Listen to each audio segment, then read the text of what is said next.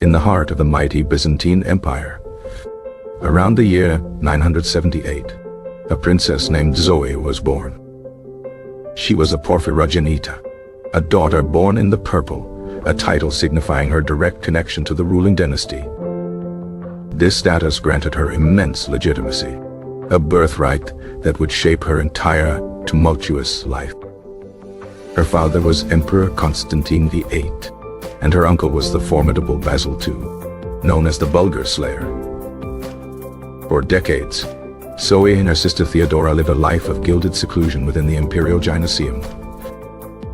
Basil II, ever wary of ambitious sons-in-law who could become rivals, showed little interest in arranging their marriages.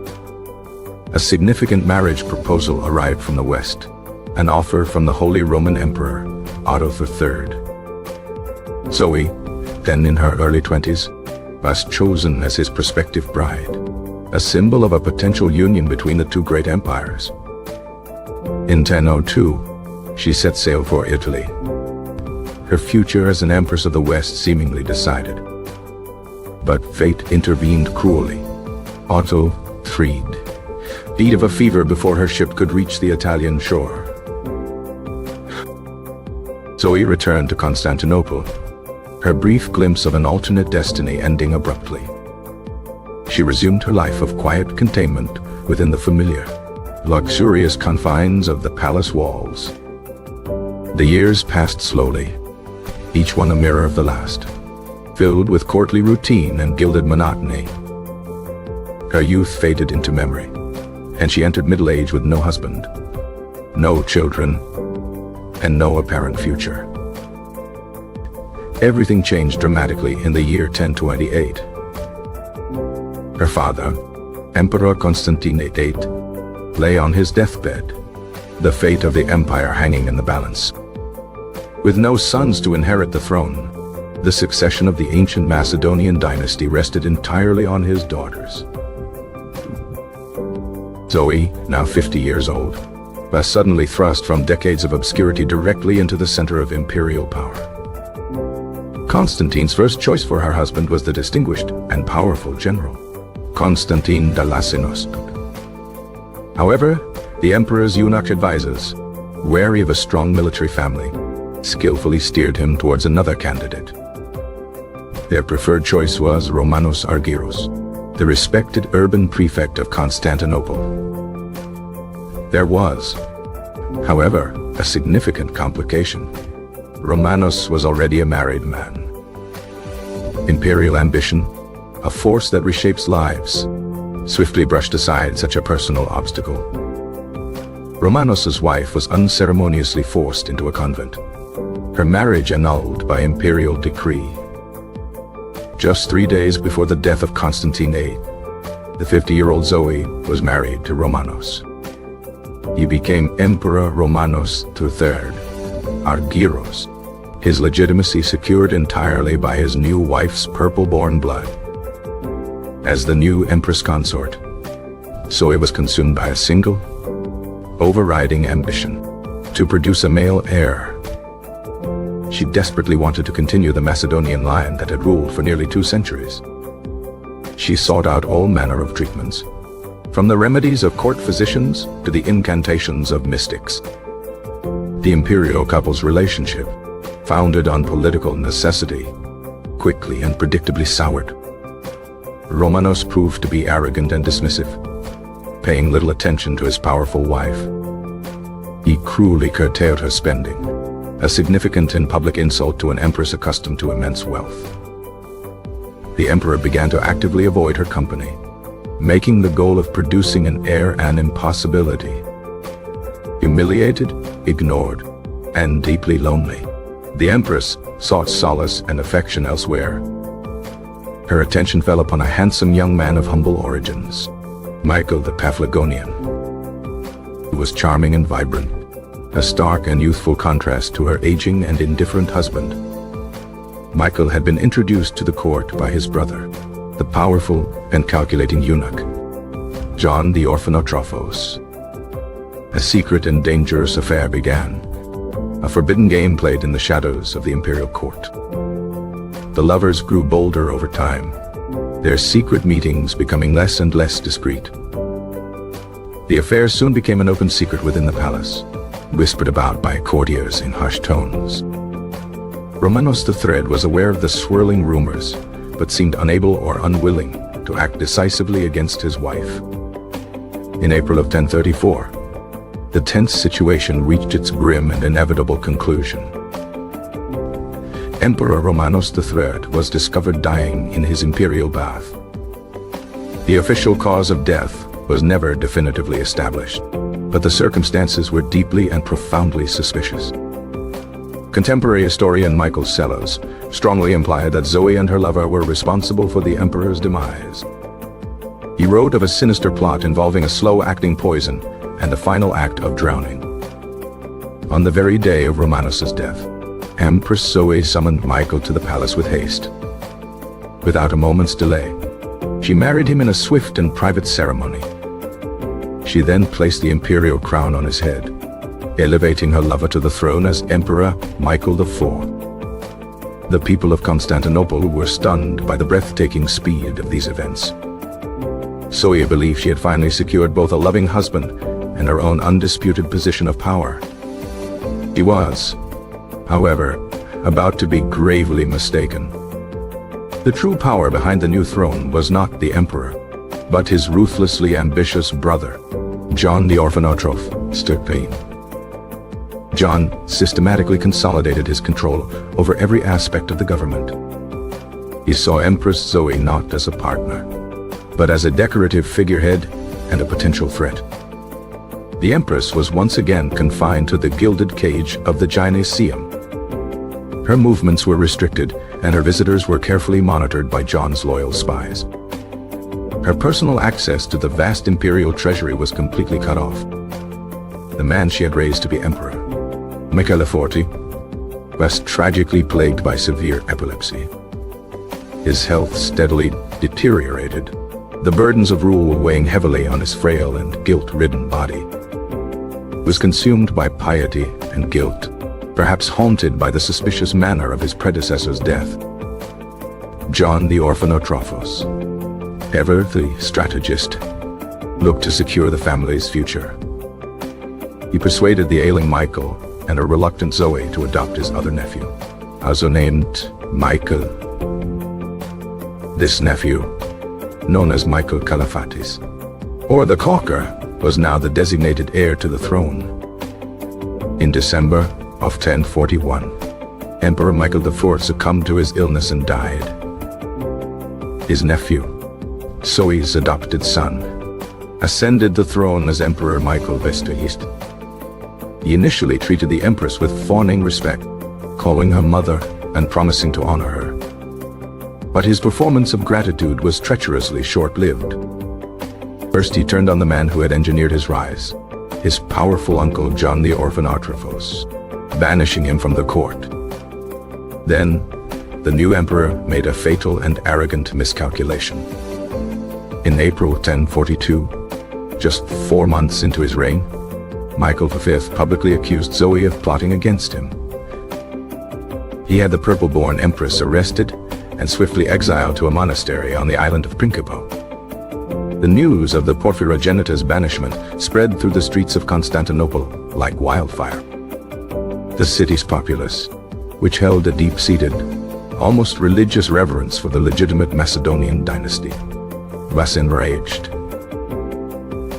A spontaneous and massive popular uprising erupted across the capital. Crowds surged towards the great palace, chanting Zoë's name and demanding her return. They saw Michael V as a low-born upstart who had dared to lay hands on their sacred empress. The mob, unstoppable in its fury, stormed the palace, overwhelming the imperial guards. In the midst of the chaos, the city's leaders made a brilliant strategic decision. They remembered Zoë's sister, Theodora, who had been living a quiet monastic life for years. Theodora was forcibly removed from her convent and brought to the great church of Hagia Sophia. There, amidst the chaos, she was proclaimed co-empress alongside her exiled sister. Faced with the incandescent fury of the entire city, Michael Fave's authority completely crumbled. He and his remaining uncle were captured as they tried to flee the city in disgrace. The people's justice was swift and brutal, a message to all future usurpers. Michael V was deposed, blinded, and castrated, the traditional and horrific punishment for treason. Zoë was brought back from her island exile in a wave of popular triumph. She entered the city not as a pardoned exile, but as a conquering hero, welcomed by her adoring people. For the first time in the long history of the Byzantine Empire, two sisters reigned as co-equal rulers. However, the joint rule was fraught with tension from the very beginning. The sisters had spent decades apart and had developed vastly different personalities and priorities. Zoë was flamboyant, extravagant, and reveled in the public spectacle of imperial rule. Theodora was austere, deeply pious, and possessed a keen, sharp mind for administration and governance. Zoë, who had been at the center of power for 14 years, deeply resented sharing the spotlight. Theodora, for her part, was not content to be a mere figurehead and asserted her right to rule. The imperial court quickly divided, with factions and plots forming around each of the empresses. It soon became clear to everyone that this unprecedented arrangement was unstable and unsustainable. Zoë, ever pragmatic when it came to maintaining her own power, decided to take a third husband. This would place a man on the throne, stabilizing the regime and, not incidentally, demoting her powerful sister. Her first choice was Constantine Dalasenos, the same man her father had originally selected for her 14 years earlier. But Dalasenos was arrogant and made it clear he would not be a puppet ruler, so he was quickly dismissed. Her next choice, a court official named Constantine Atroclines, met a mysterious and sudden end. Rumors circulated that his own jealous wife had poisoned him to prevent the imperial marriage. Finally, Zoë turned to a charming and handsome figure from her romantic past, Constantine Monomachos. Monomachos had once been her lover, and his association with her had led to his exile years before. Now, he was recalled from exile and brought back to the capital in triumph. In June of 1042, the 64-year-old Empress Zoë married the dashing Constantine Monomachos.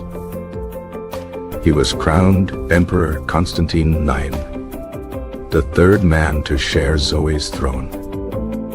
Theodora, while retaining her title as co-empress, was effectively and intentionally pushed to the background.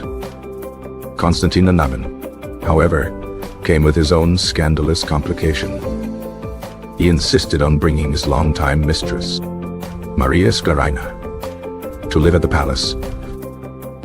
In an unprecedented and shocking move, he gave Sklarina the official court title of Sebastitoi. This title was equivalent to Augusta or Empress, placing her on a similar level to Zoë and Theodora.